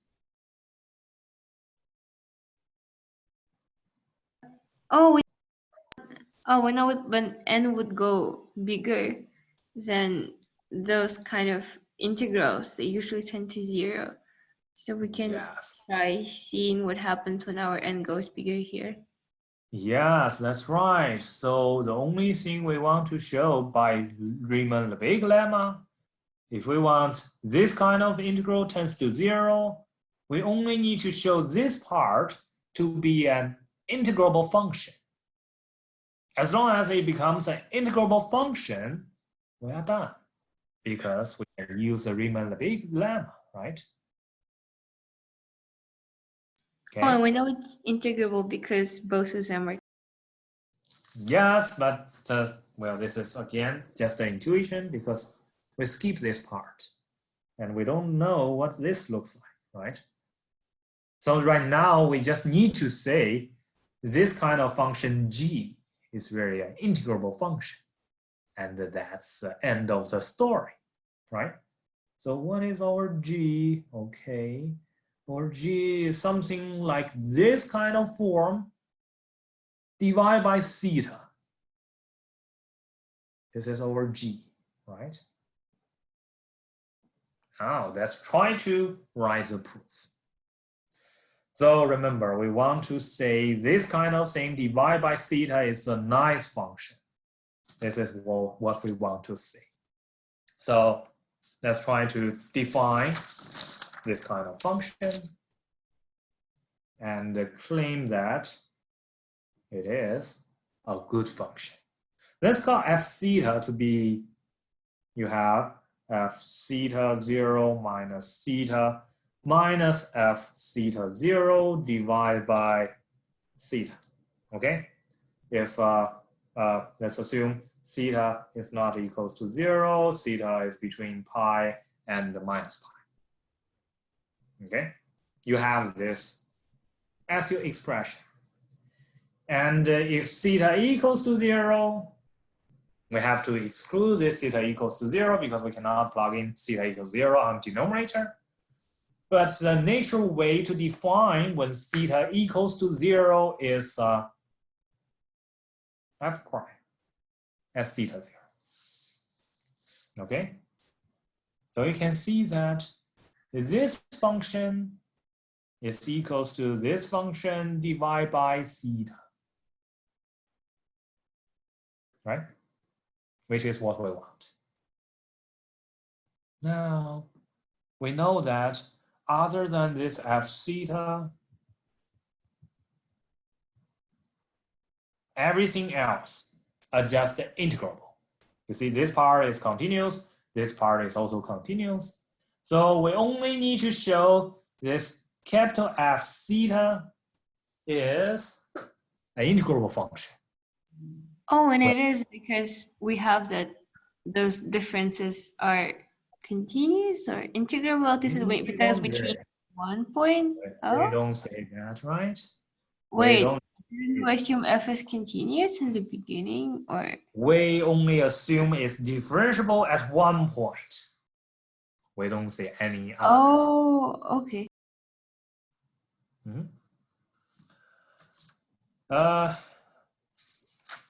So question is how we can show this kind of thing. This would be something not so easy, but this is only something technical. Let's say, well, for this kind of f theta, you can see that if you take the limit as theta goes to theta 0, your f theta equals to f theta 0. Okay? Well, by definition, this is a derivative, right? This is a definition of derivative of f. So what we do know is, well, what we do know is you will have this kind of f, then this is a very usual trick when you do analysis or when you try to argue about well, some point, some continuous point. Okay, so we have that. This definition means, well, f theta minus f theta 0 is less than epsilon for any epsilon whenever theta minus theta 0 is less than delta. Okay, there exists a delta such that whenever theta minus theta 0 less than delta, you have f theta minus f theta 0 is less than epsilon, right? So which means if we choose some particular epsilon, which equals to this number, let's choose it to be this number. There exists some delta, which might be very small, such that when theta minus theta 0 is less than delta, we will have f theta minus f theta 0 is less than f theta 0 divided by 2. Let's say it's with absolute value. Okay.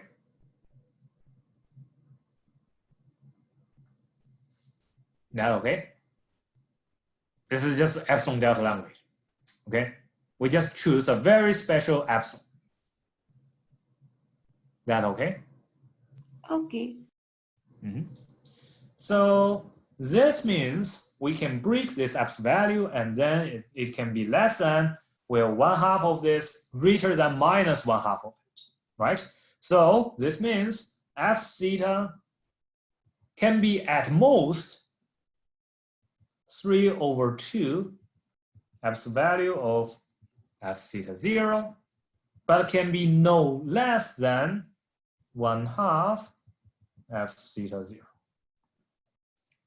Whenever theta minus theta 0 is less than delta. Which means when theta is very close to theta 0, we have a very, very clear estimate about the function's value. Okay? By definition.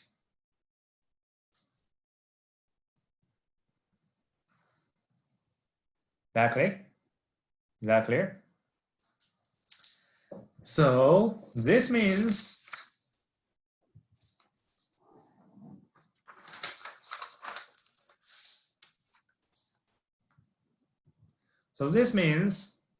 we claim this kind of thing, we call this kind of property of this function something so-called locally is bounded. Okay? It is locally bounded. Well, I'm sorry. This is not theta 0. I'm sorry. This is 0. Yeah, this is theta equals to 0. I'm sorry. Everything I should say is just a 0.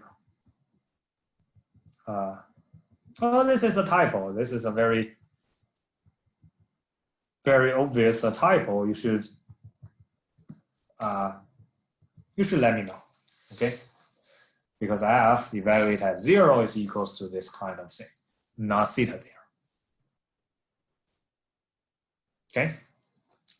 So we know that f is bounded near 0. Which means there exists a delta or delta 0 such that if x minus, or theta minus theta, theta is less than delta 0, we have f theta is bounded. If theta is close enough to 0, then f is bounded. Bounded above and bounded below. Okay? And then for all small delta, f is integrable.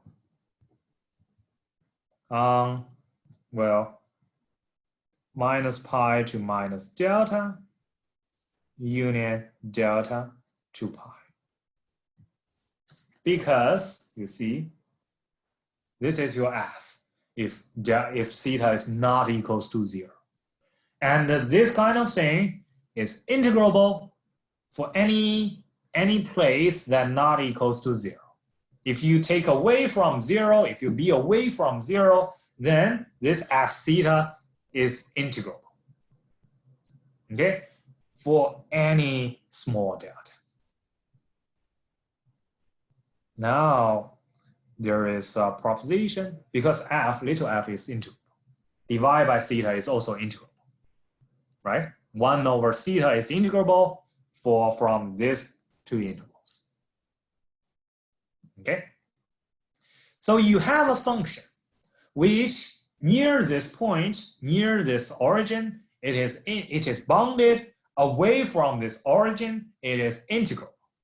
There is a proposition say that, well, if you have a function,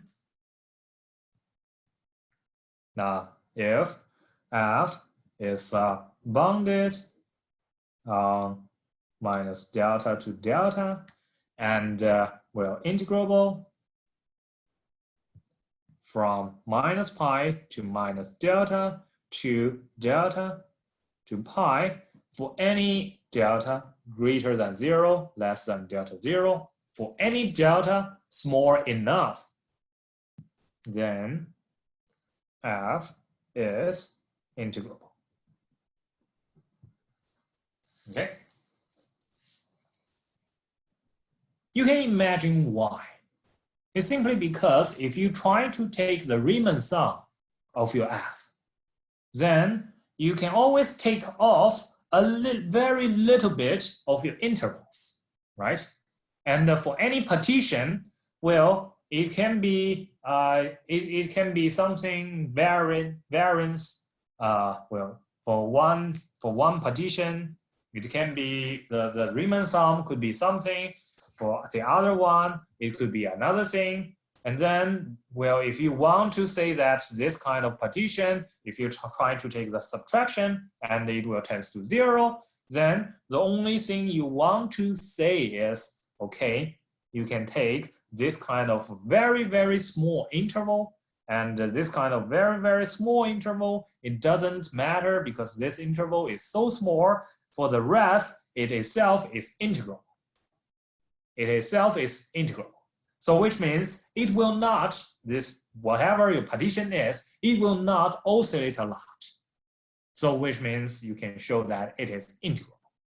And the, well, precise proof of this one, since this is just a calculus thing, it's really Riemann integral stuff, so I don't want to prove it on the class. You can find it on the appendix of Stan. This is proposition 1.4. Okay, you can read it by yourself. But you can imagine it must be true. Okay. So we are done, right? Because we already did this kind of calculation.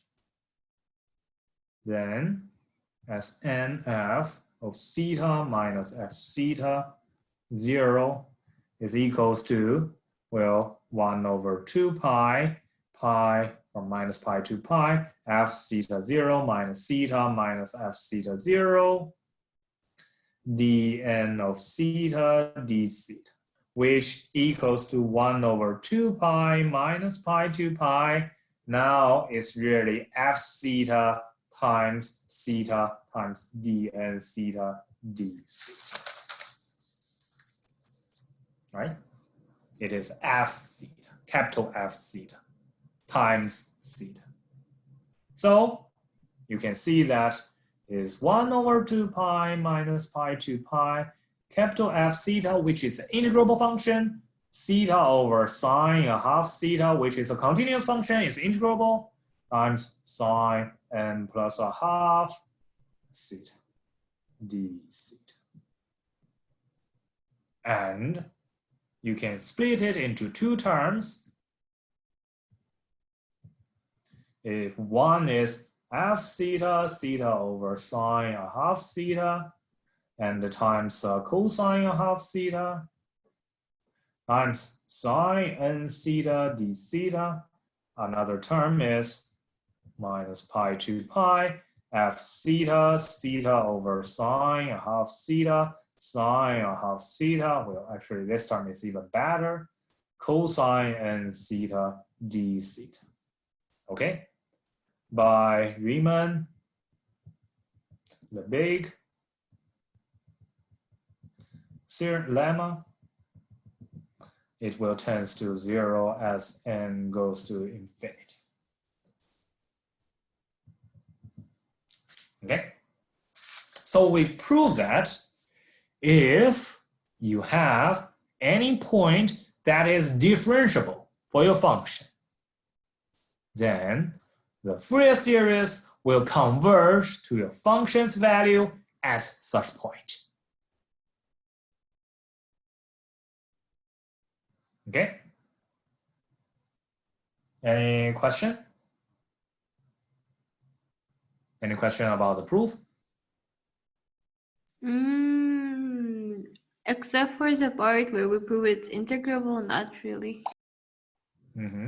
Yeah, this part, you can imagine why it is integrable. This part will need some other notations and some other language. If you try to say it very clear, you will need something, but you can imagine it must be integrable because it's just like, well, it is everywhere integrable. It is almost everywhere integrable. It's just there is a very short window that might be not integrable. Okay, then you can shrink it if you want. But then if you argue whether it's integrable or not, you can make it to be small enough.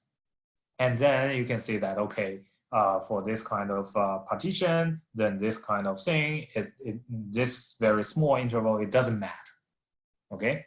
And if you have some, then that means, okay, if you have a, well, this kind of partition under this partition, it will approximate to a very close to a value.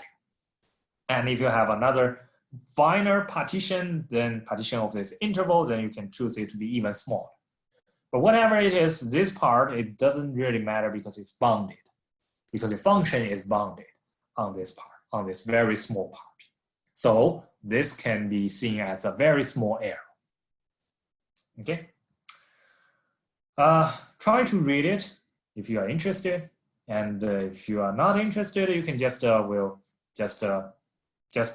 take it and well, you can imagine it must be integrable function. Okay.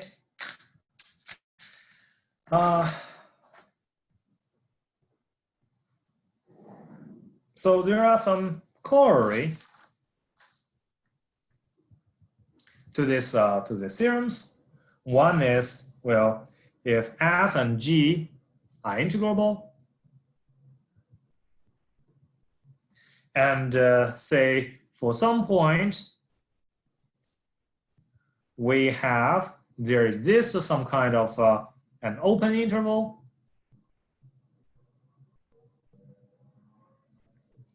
contain this theta 0 such that f theta equals to g theta over this open interval. Okay? This open interval may not be everything. It is a subinterval of minus pi to pi. So it could be something very, very small. On a very small interval, you have f equals to g. Then what we have is the Fourier series of f minus the Fourier series of g at theta 0 tends to 0 as n goes to infinity. Well, be careful here because although f and g at some interval, they equals to each other, but the Fourier coefficient of f and g may be totally different. Right? Because of Fourier coefficient, you can compute it by you should compute it by all the value of f and g on minus pi to pi, right? So, but this theorem just tells you, okay, then this Fourier coefficient, the Fourier series at theta 0 and the Fourier series of g at theta 0, they will approximate to 0. Okay? And the proof is quite easy because we have the previous thing. We know that f minus g equals to 0 on this interval. So f minus g is differentiable. So of course, at this point, you will have the Fourier coefficient, well, it should equals to 0. It should tends to 0. Okay?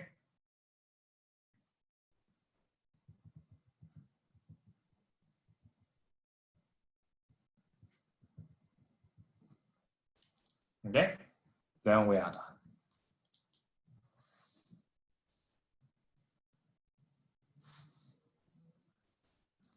Okay, any question? Any question? No. Okay, so I think I still have like 20 minutes. So maybe I should postpone our very interesting example on Tuesday next week. And right now, let me try to do some, go through some homework problem. Okay, maybe that will be helpful. And then on Tuesday, we will go through one really interesting application of Fourier series. And then we will do some more homework problems, okay?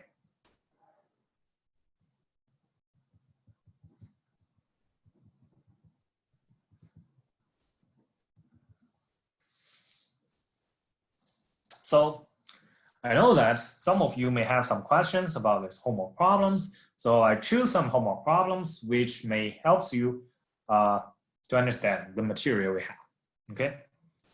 For instance, as a first example,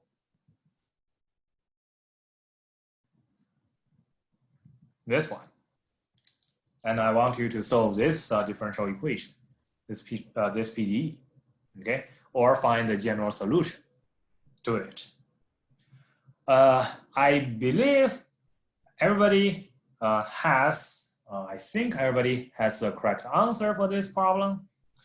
The only thing I want to mention is, then for this problem, you can see that this kind of terms, which is something like C times U terms, it doesn't really matter when you try to solve a PDE with the first order terms, okay? Because whatever you have, you can always let it to be eaten by this term, okay? I just try to write it in some notation that may looks a little bit compact, so that it will be nice for you to try to understand it. Usually, this would be UT and this will be UX, because in that sense, this will be something can be eaten by these T terms. But UX, it doesn't matter, it's just some name of their variables. So let's try to write it as A times UX plus C over AU plus BUY equals to 0. Okay? And then the only thing we want is, we want to make these two guys one single term so that it will not hurt the other term. Okay? And if you want to do that, well, a very naive way would be you try to multiply e to the c over ax. Right? If you multiply this term, both sides of your equation, then what you will have is, well, this would be a times e to the c over ax ux plus c over au times e to the c over ax plus b times e to the c over ax times uy equals to 0. Okay. Then you can see that this part is nothing but a product, right? Though it is a times e to the c over ax ux plus b. Well, this part it is not depend. It does not depend on y. Be careful here. It does not depend on y, so that you can use this trick. B e to the c over ax u y equals to 0. Okay, so now you can call this part another new function. So you have a vx plus b vy equals to 0. Then as long as you solve v, you solve u. Okay, so this is very usual trick when you try to have a PDE with this kind of term. Okay. Any question? I think most of you solve it correctly.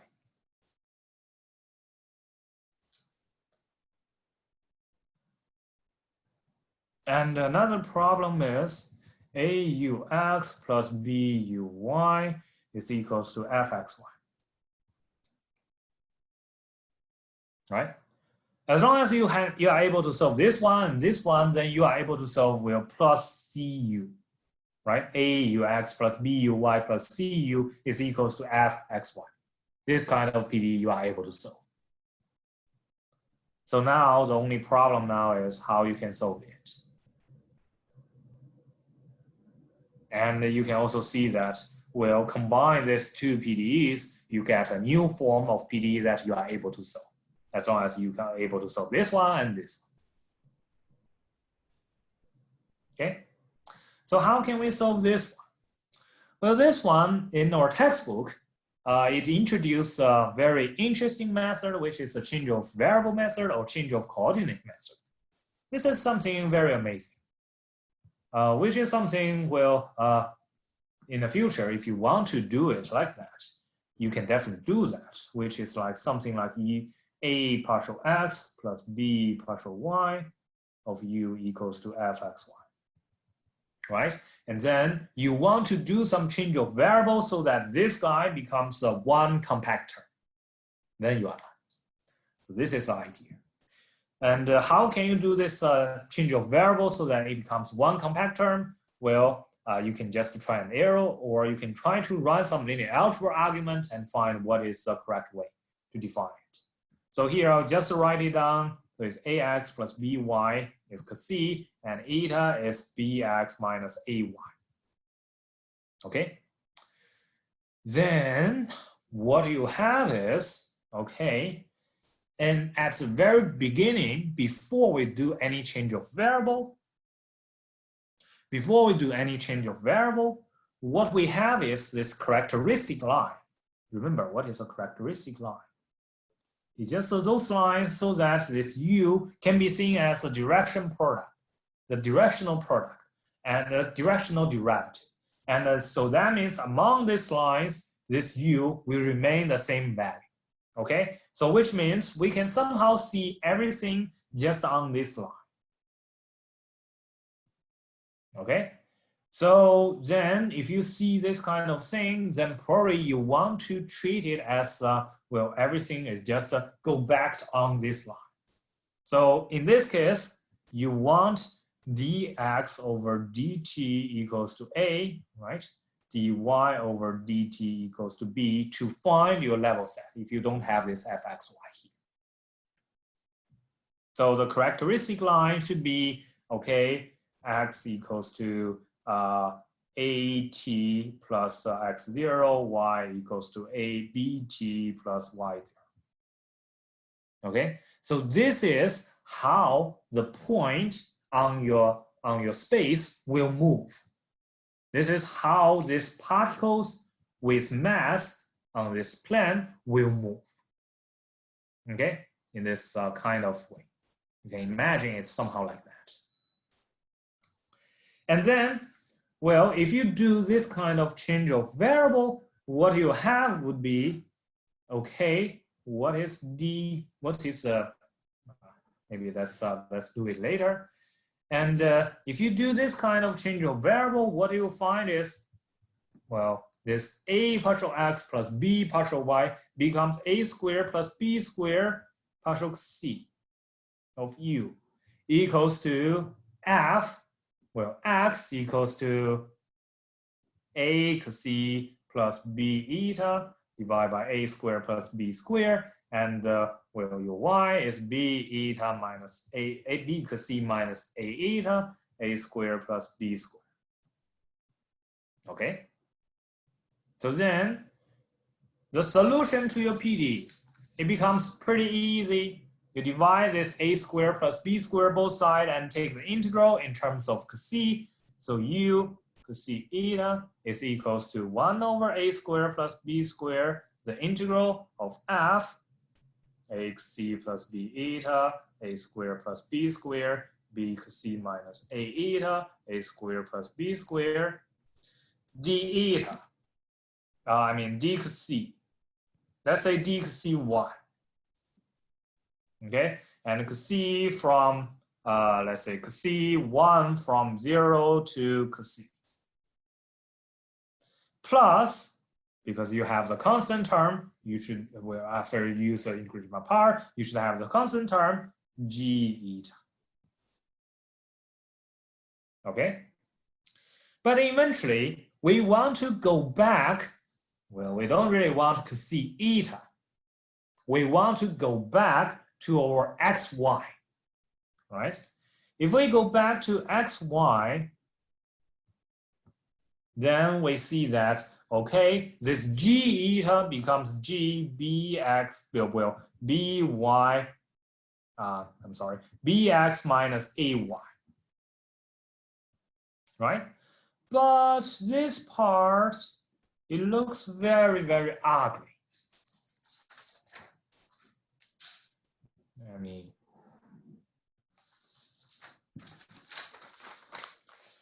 This part looks very ugly. And in our textbook, He asks you to show that this part is actually a line integral.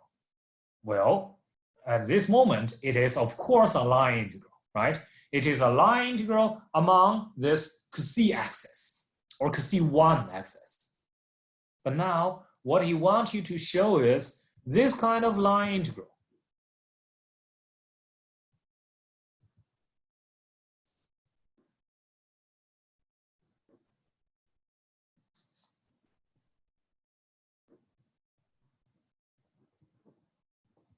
This kind of line integral is actually equals to the line integral among your characteristic line.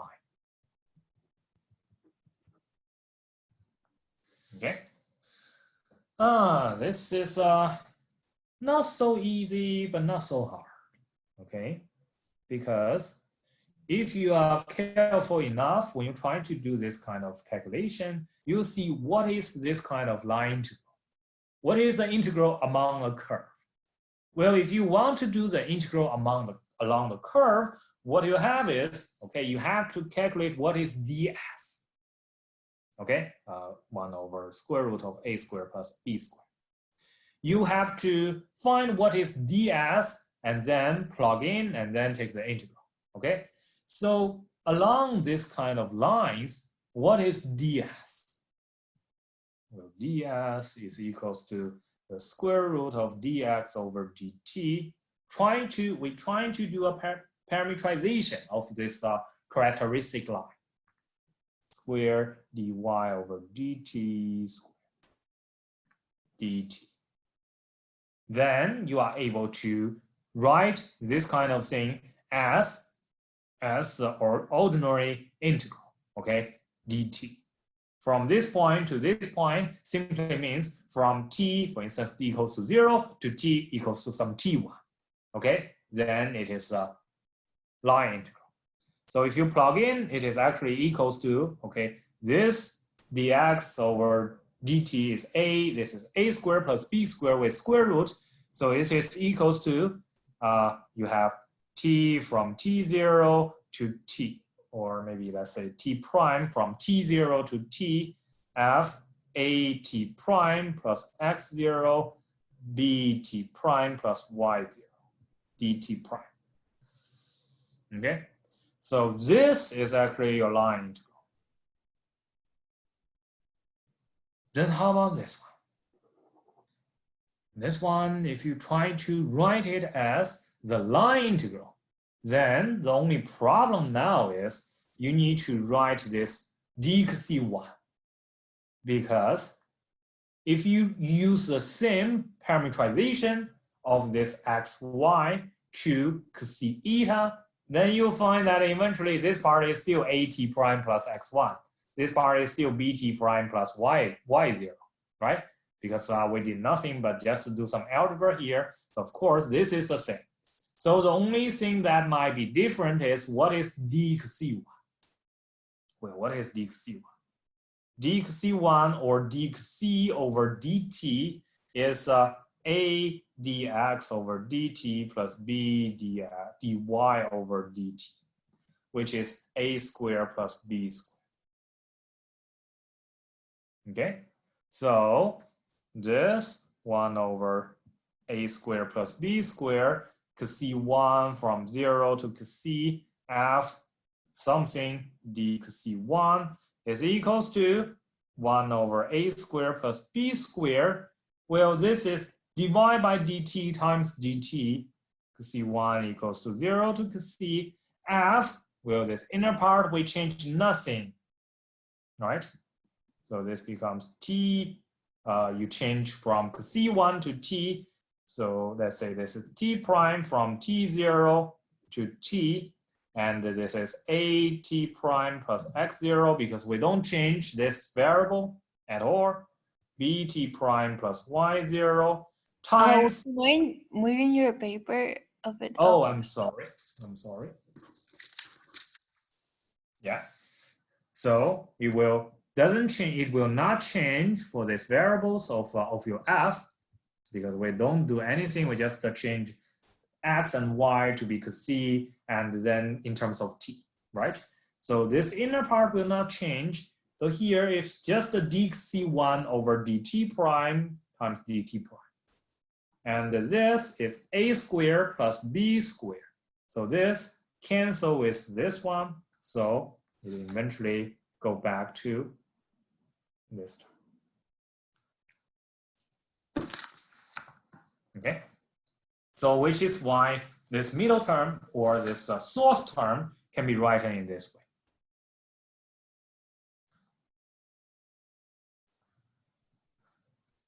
Okay. Any question? Any question?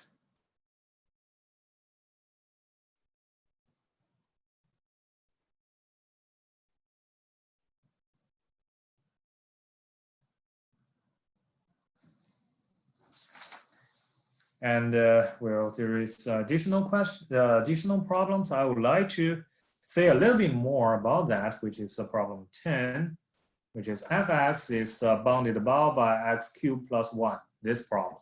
And I want you to show that the gradient of f, the divergent of f is equals to 0. This seems to be not a very hard problem because I think everybody are able to solve it.